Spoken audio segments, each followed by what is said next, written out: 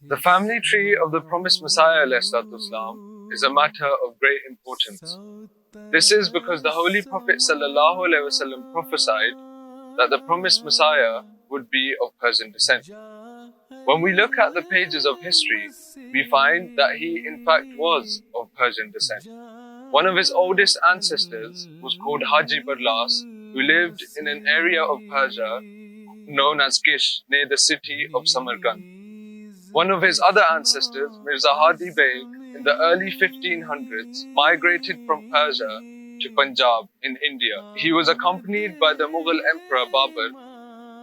Upon arrival, he was also made a Qazi, hence the place where he lived was called Islampur Qazi. He also ruled 100 more villages. Eventually, Islampur fell off the name.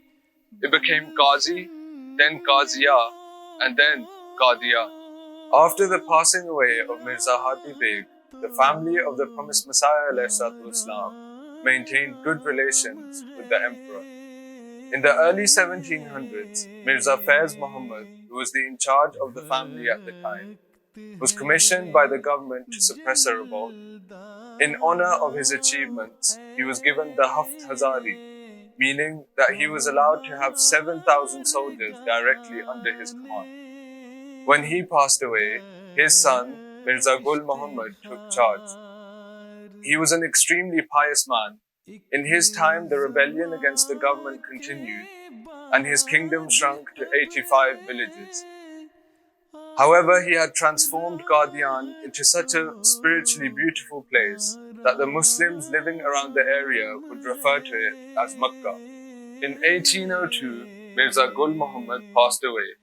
Next came the grandfather of the promised Messiah ﷺ, Mirza Ata Muhammad. It was as if all calamities landed upon the family during this time. The 85 villages that they owned were taken away from them. Qadian was besieged.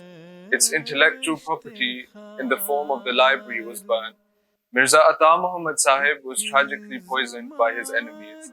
And Mirza Ghulam Murtaza Sahib, the father of the promised Messiah ﷺ, took charge of the family.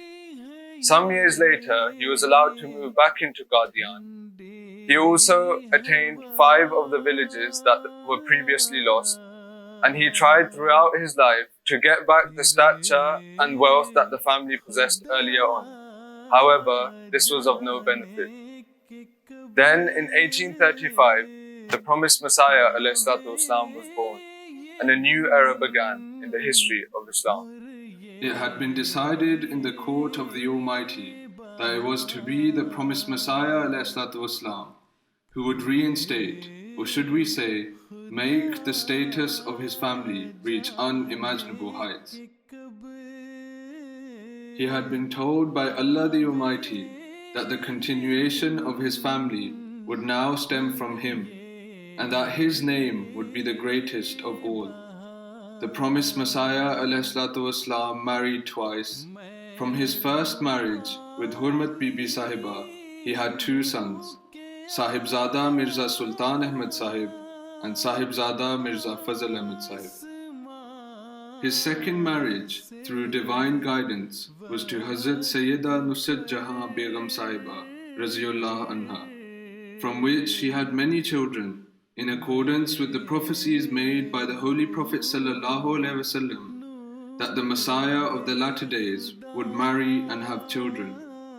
5 of his children attained old age, and all of them became a source of the continuation of this blessed family. Most notable among them is Hazrat Mirza Bashiruddin Mahmud Ahmad Raziyullahu Anhu, the second Khalifa of the promised Messiah ﷺ.